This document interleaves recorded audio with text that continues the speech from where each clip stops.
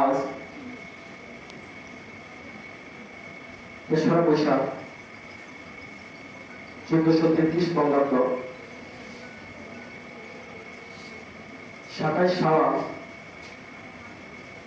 1447 হিজরি এবং 16 এপ্রিল 2026 খ্রিস্টাব্দ, রোজ বৃহস্পতিবার। 2026 সালে এসএসসি পরীক্ষার্থীদের বিদায় উপলক্ষে আয়োজিত মহেশখালী মিশন বালিকা উচ্চ বিদ্যালয়ের সম্মানিত প্রধান শিক্ষক, প্রিয় সহকর্মীবৃন্দ এবং স্নেহের শিক্ষার্থীবৃন্দ, সকলের প্রতি আমার রইল প্রকৃতির প্রীতি ও শুভেচ্ছা। বিদায় কথাটি আসলে কষ্টের। বিদায় শব্দটি শুনলেই হৃদয় কেঁপে ওঠে। মনে হয় কিছু একটা হতে যাচ্ছে, কিছু একটা হাতে যাচ্ছে, কিন্তু তোমাদের এ বিদায় সে বিদায় নয়। এ বিদায় হচ্ছে আগাম ভবিষ্যতে সুবার্তা নিয়ে আসার জন্য একটি চলমান প্রক্রিয়া। তোমরা দীর্ঘদিন এই বিদ্যালয়ে অধ্যয়ন করেছ। এই বিদ্যালয়ের ছেলে আমরা প্রত্যেক শিক্ষক শিক্ষাবৃন্দ আমাদের স্নেহগুলো তোমাদের আগিয়ে রেখেছি, কিন্তু আজ আনুষ্ঠানিকভাবে তোমরা আমাদের বিদ্যালয় থেকে এক নতুন অগ্রযাত্রা নিয়ে চলে যাচ্ছ। তোমাদের এ যাত্রা মঙ্গল হবে, এটা আমাদের প্রত্যাশা। আর কিছুদিন পর যেহেতু তোমরা এসএসসি পরীক্ষায় বসতে যাচ্ছ, এসএসসি পরীক্ষা সম্পর্কে আমার কিছু কথা যেগুলো এই বছর নির্দেশনা রয়েছে সেগুলো একটু মনোযোগ সহকারে শুনবে। এই বছর কিন্তু 10টা থেকে পরীক্ষার ক্ষেত্রে, সকালে পরীক্ষার ক্ষেত্রে 9:30 তোমাদের হাতে উত্তরপত্র সিকিউ এবং এমসিকিউ দুটাই তুলে দেওয়া হবে। 9:30 তোমরা উত্তরপত্র হাতে পেয়ে যে তোমাদের অ্যাডমিট কার্ড রয়েছে সেই কার্ড সামনে নিয়ে রেজিস্ট্রেশন এর যে জায়গায় রেজিস্ট্রেশন ডিজিট করে লিখবে এবং রোল নাম্বারের জায়গায় রোল নাম্বার ডিজিট করে লিখবে। প্রথমে লেখার পর কলাম অনুযায়ী যেখানে যে সংখ্যাটি লিখবে সেই সংখ্যার নিচে ওই সংখ্যার বৃত্তটা ভাগ করে দিবে। এটা খুব সতর্কভাবে করতে হবে। আর এর জন্য তোমাদের মানসিক প্রফুল্লতা থাকবে।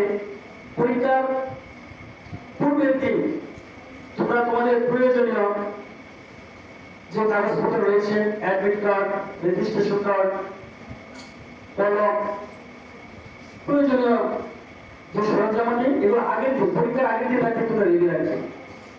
একেবারে প্রফুল্ল মন নিয়ে পরীক্ষার হলে যাবে।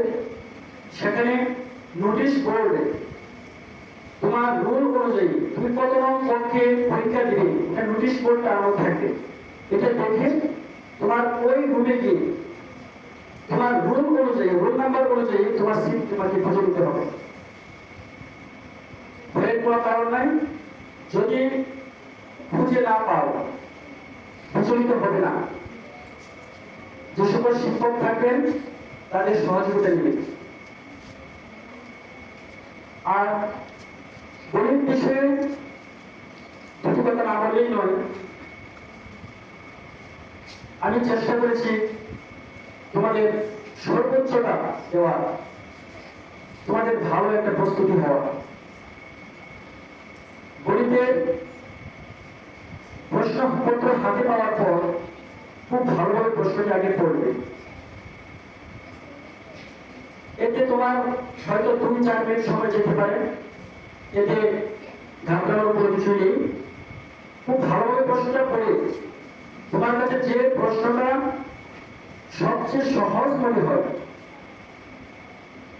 যে প্রশ্নটা সহজ মনে হয়, এমসিকিউ এর ক্ষেত্রে একই কথা, যেহেতু এমসিকিউ 10 পেলে তুমি পাস করে মার্জিনাল পাস মার্ক হচ্ছে 10, এটা তুমি খেয়াল রাখবে।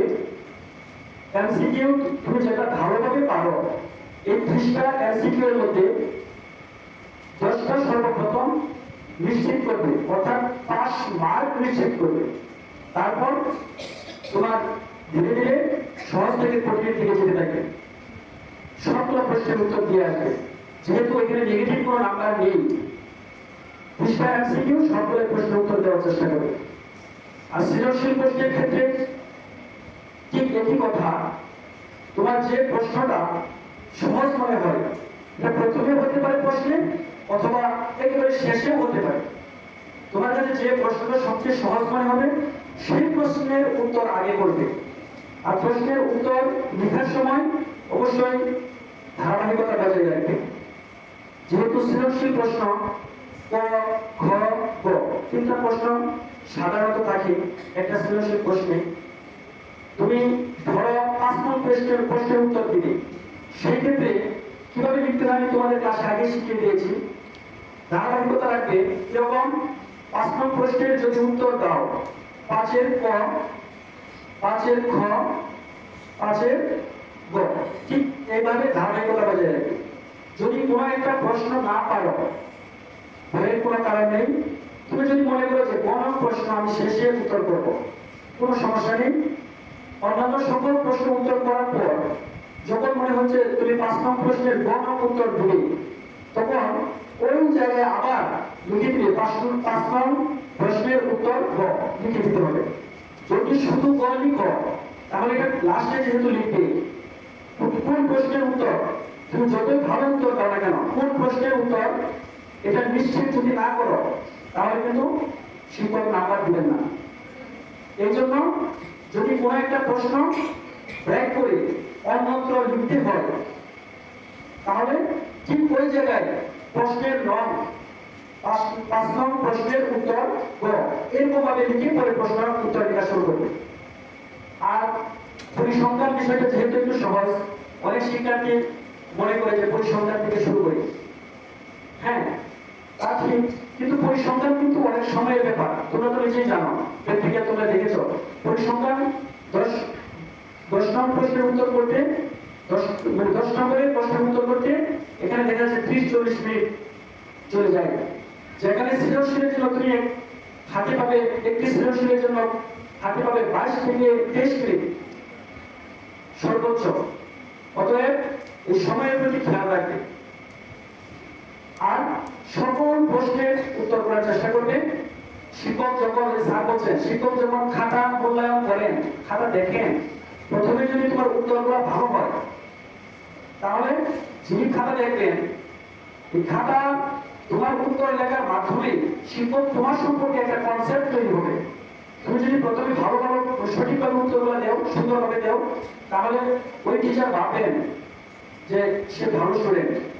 তখন শেষের দিকে যেহেতু তাড়াহুড়ো করে খাতা দেখতে হয় বা নির্দিষ্ট সময়ের মধ্যে খাতাগুলো মূল্যায়ন করতে হয়, প্রথমে ভালো থাকে, শেষের দিকে তুমি একটু ভুল হলে হয়তো স্যারের স্কিপ যদি করে যায়, তাহলে তোমার সৌভাগ্যক্রমে তুমি ভালো নম্বর পেয়ে যেতে পারো। এই বিষয়টা খেয়াল রাখবে। আর ওই যে বললাম, রেজিস্ট্রেশন রোল নাম্বার সঠিক জায়গায় কিন্তু বসাতে হবে। এটা যদি তুমি সঠিকভাবে বসাতে না পারো বা ভুল পদ্ধতিতে করো, তাহলে তোমার রেজাল্ট কিন্তু উইথ হেল্প, অর্থাৎ আটকে যাবে, রেজাল্ট আসবে না। যদি বৃত্ত ভরাট করতে কোথাও ভুল হয়, কুপন রাখবে না। যিনি ইনভিজিলেটর থাকবেন পরীক্ষার পক্ষে, ওই স্যারকে সাথে সাথে বলবে, সহযোগিতা স্যার আমার এই জায়গায় ভুল হয়ে গেছে। তখন ওইখানে একটা নির্দেশনা আছে যে এক টানে কেটে পুনরায় সংখ্যাগুলো দিকে সঠিক বৃত্তটা ভাগ করে দেওয়া, ভয়ের কোনো কারণ নেই। এই বিষয়গুলোর প্রতি খেয়াল রাখবে। যেহেতু গণিত, ইংরেজি, বিজ্ঞান এই পরীক্ষাগুলোর আগে ছুটি দেওয়া হয়, একদিন দুদিন ছুটি থাকে, তোমরা পূর্ণ রিভাইজ কমপ্লিট করে রিভিশন ভালোভাবে দিয়ে তারপর পরীক্ষা হয়ে যাবে। এই বিষয়টা খেয়াল রাখবে। আর তোমরা এখান থেকে চলে যাবে, এটা ভেবো না এখানে আমাদের শেষ। তোমাদের প্রাথমিক শিক্ষা পরিচিত হয়েছে, আর উচ্চ শিক্ষায় তোমরা পদার্পণ করতে যাচ্ছ, এটা সেতু বন্ধন হিসেবে আমাদের এই মাধ্যমিক শিক্ষা একটা জাস্ট কানেক্ট করে দেওয়া। আমরা সেই কাজটা তোমাদের করার চেষ্টা করেছি। তোমরা অদূর ভবিষ্যতে এখান থেকে যে ন্যায়, নীতি, সময়ানুবর্তিতা, নিষ্ঠা অর্জন করেছ, সেটা তোমাদের বাস্তব জীবনে প্রয়োগ করবে। আমরা যে বিষয়গুলো বলেছি, ওই দিদি বলেছেন যে সময় তোমাদের অনেক কথা দিয়েছি, শাসন করেছি, এই বিষয়গুলা শিক্ষক হিসেবে নয়, অভিভাবক হিসেবে তোমরা ভুলে দিও। তোমরা একটা কথা মনে রাখবে, শিক্ষক যদি তোমাকে বলা দিয়ে থাকেন, এটা তোমার ভালোর জন্য দিয়েছেন, এই বিষয়টা খেয়াল রাখবে। আর বর্তমান সময় খুব প্রতিযোগিতার সময়, প্রতিযোগিতায় টিকে থাকতে হলে তোমাকে ভালো রেজাল্ট করতে হবে। বিশেষ করে ভালো কলেজে ভর্তি হওয়ার জন্য, ভালো বিশ্ববিদ্যালয়ে পড়ালেখার জন্য তোমার ভালো রেজাল্ট দরকার, জিপিএর উন্নয়ন দরকার। আমরা প্রত্যাশা করি সেই জিপিএ উন্নয়নের সাথে সাথে তোমরা তোমাদের নৈতিক শিক্ষা, মানবিক শিক্ষা পুরোপুরি অর্জন করবে, দেশের সুনাগরিক হিসেবে তোমরা গড়ে উঠবে।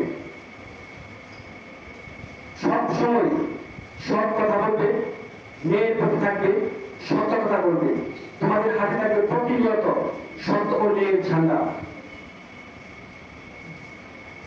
আমাদের পবিত্র কোরআনের সূরা তাহার 55 আয়াতে একটি বাক্য রয়েছে, মিনহা খালাকনাকুম ওয়া ফিহা নুরুকুম ওয়া মিনহা নুখরিজুকুম তারাতান উখরা।